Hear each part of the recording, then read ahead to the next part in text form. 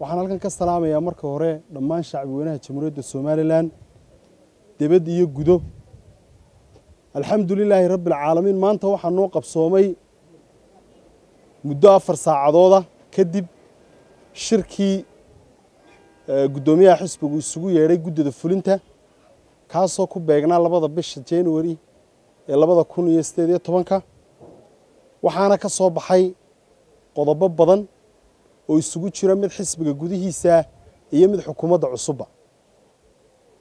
aan ku horeeyay xisbiga gudihiisa waxa ka soo baxay in shirweynihii xisbiga uu cid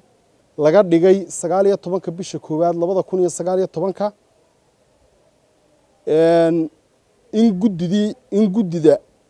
in guddi la magacaabay guddi anshaxa la yiraahdo sida xeerka xisbigu sheegayo oo dib u cusboonaysiin lagu sameeyay iyo in la magacaabay guddi joogto ah oo xisbiga sidoo kale waxyaabaha lagaga hadlay waxa kamid ah dirdirgelintii xisbiga dibad iyo gudo sidii xisbigu uu isugu diyaarin lahaa isla markaana u kasban lahaa taageerayaal badan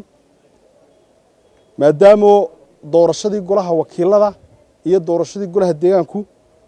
saddexda bisha saddexaad ee 2019 ku beegan tahay qodobadaas waa kuwa xisbiga gudihiisa xisbigu wuxuu baaq u soo jeediyay ama u soo saaray xukuumadda cusub qodobada xisbigu kula hadlay xukuumadda waxa kamid ah koow in xukuumaddu ay ka shaqeyso madaxweyntii qaranka Jamhuuriyadda Soomaaliland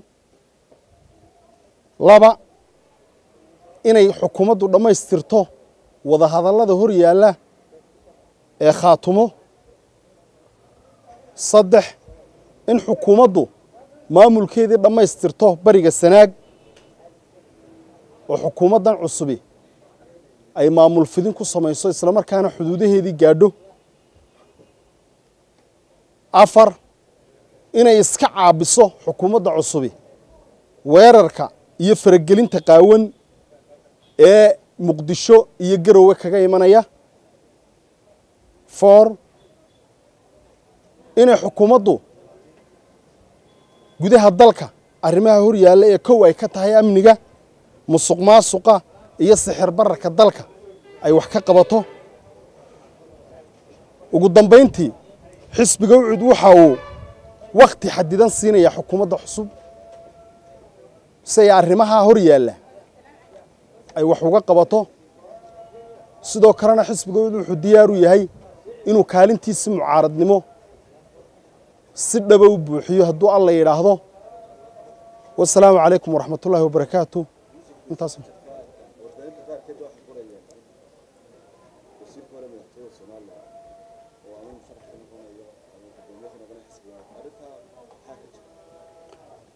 arinta xilligan ma hayno arintaas waxba kama jiraan waa dacayada raqiista xisbiga marka la doonayo qofku inuu isu sharaxo xeer buu xisbigu leeyahay